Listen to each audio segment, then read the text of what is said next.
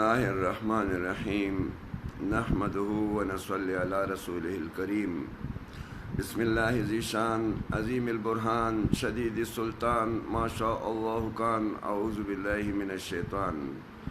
بھائی دوستو، آج جس موضوع پہ میں بات کروں گا وہ ہے اصل میں نماز وہ دولت ہے کہ وہ یہ اللہ کے خزانوں سے لینے کا ذریعہ ہے۔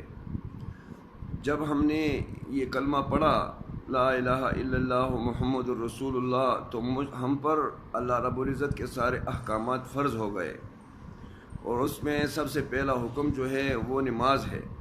تو نماز افضل جہاد ہے، مومن کا معراج ہے، اللہ کے خزانوں سے براہ راست لینے کا ذریعہ ہے۔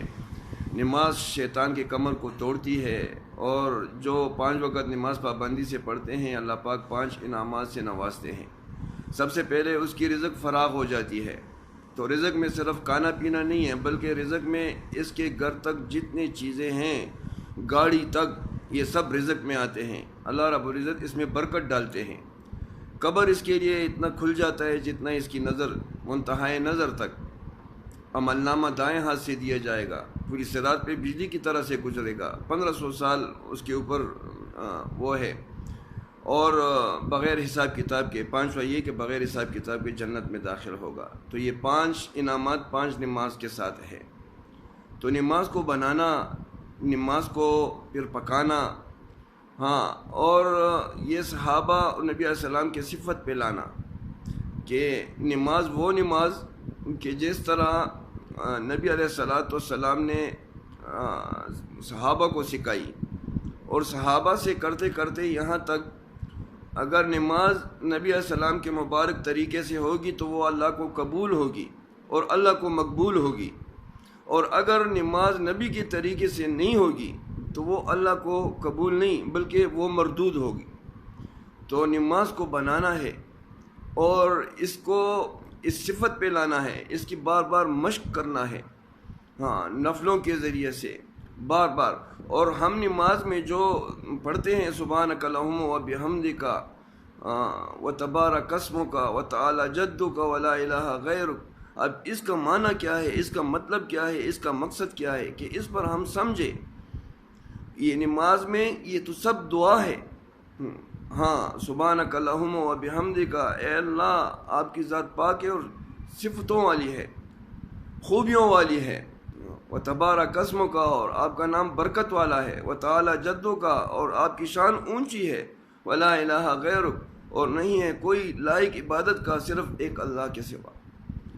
پھر اعوذ باللہ من الشیطان الرجیم بسم اللہ الرحمن الرحیم، میں پناہ مانگتا ہوں شیطان مردود سے، اور شروع کرتا ہوں اللہ کے نام سے جو نہایت رحم والا ہے۔ پھر الحمدللہ رب العالمین، سارے تعریفیں اللہ ہی کے لیے جو سارے جہانوں کا پروردگار ہے۔ تو یہ جو ہم اس کو سمجھیں گے، اور یہ سارے صفتیں جب نماز پڑھتے ہوئے، تو پھر ہمیں یہی محسوس ہوگا کہ ہم اللہ کے سامنے کھڑے ہیں۔ جو یہ چاہتا ہے کہ میں اللہ سے باتیں کروں تو وہ نماز میں لگ جائے، اور جو یہ چاہتا ہے کہ اللہ مجھ سے باتیں کرے تو وہ قرآن میں لگ جائے۔ تو نماز ایسی عمل ہے کہ یہ اللہ سے باتیں ہیں۔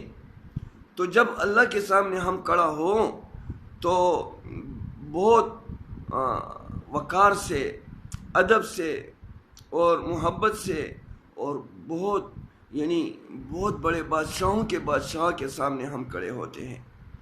تو ہمارے ذہن میں، ہمارے دل میں، ہمارے دماغ میں اللہ ہی اللہ ہو اور اللہ کی وحدانیت ہو، تو پھر اس نماز پہ اللہ کی مدد آئے گی۔ پھر اس نماز پہ عرش سے فرش پہ اللہ کا غیبی نظام اترے گا، اور پھر اسی نماز پہ اللہ سے لینے والے بنیں گے۔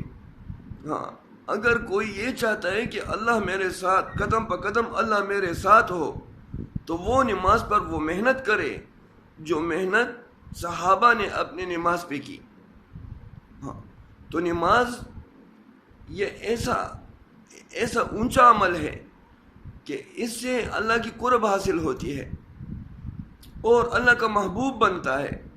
اللہ کا ولی بنتا ہے۔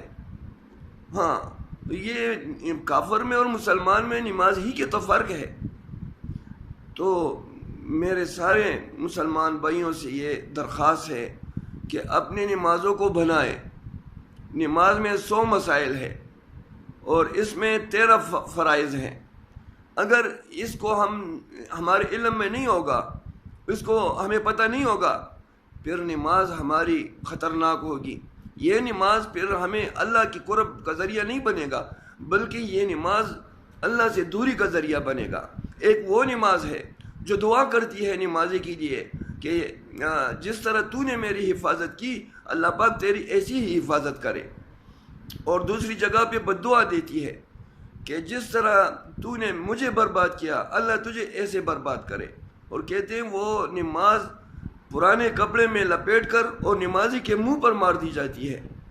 تو اب اس نماز سے اللہ بچائے، وہ نماز بھی ہمیں دعا دے، وہ نماز جس نماز سے ہم اللہ سے اپنے آپ کو بچا سکیں۔ ہاں، ایسے نہ ہو کہ اس نماز پہ ہماری پکڑ ہو۔ تو بھائی نمازوں پہ محنت بہت ضروری ہے، اور وہ کہاں سیکھیں گے؟ گھروں میں، بازاروں میں، دکانوں میں نہیں سیکھا جاتا، بلکہ اس کے لیے اللہ کے راستے میں نکلنا ہوگا۔ ہاں، اور اللہ کے راستے میں نکلیں گے تو پھر ہم اس میں بہت زبردست عمل ہے سیکھنے سکھانے کا۔ اس میں یعنی پڑھا ہوا، لکھا ہوا، غریب، امیر، ہر قسم کا اس میں جو ہے نا چل سکتا ہے۔ اور یہ ایسا مدرسہ ہے اللہ نے دیا ہے کہ اس میں ہم سیکھ سکتے ہیں۔ اس میں انسان، جانور جو ہے نا وہ اس میں انسان بن جاتا ہے۔ کہتے ہیں دنیا کا بگڑا ہوا جو ہوتا ہے نا وہ تبلیغ میں بن جاتا ہے۔ تو تبلیغ میں آتے ہیں تو پھر ایمان بھی بنتا ہے، اور دنیا بھی بنتی ہے، اور آخرت بھی بنتا ہے۔ تو اسی میں اللہ نے دنیا اور آخرت کی کامیابی رکھی ہوئی ہے۔ تو ہر انسان چاہتا ہے میں کامیاب ہو جاؤں۔ تو اسی کامیابی کے لیے، اس محنت کو سیکھنے کے لیے 4 مہینے ہیں۔ نبی علیہ الصلوۃ والسلام خاتم النبیین اور رحمت العالمین، اب کوئی نبی نہیں آئے گا۔ تو نبیوں کا کام اللہ نے آپ کو اور ہم کو، اس امت کو دی ہے۔ تو نبیوں کو کام کو سیکھنا بھی ہے، تو اس کے لیے 4 مہینے ہیں، اور کرنے کے لیے پوری زندگی ہے، اور پہنچانے کے لیے پوری دنیا ہے۔ یہ پوری دنیا کا محنت کا میدان ہے، اور نبیوں کا محنت کا میدان انسانوں کے دل تھے۔ ہاں، وہ دلوں سے یعنی غلط اور فاسد یقین کو، اس کو نکالا کرتے تھے، اور حق پر محنت کر کے حق اس میں ڈالا کرتے تھے، حق پہ آیا کرتے تھے۔ تو اللہ حق ہے، اور اللہ حق والوں کے ساتھ ہے۔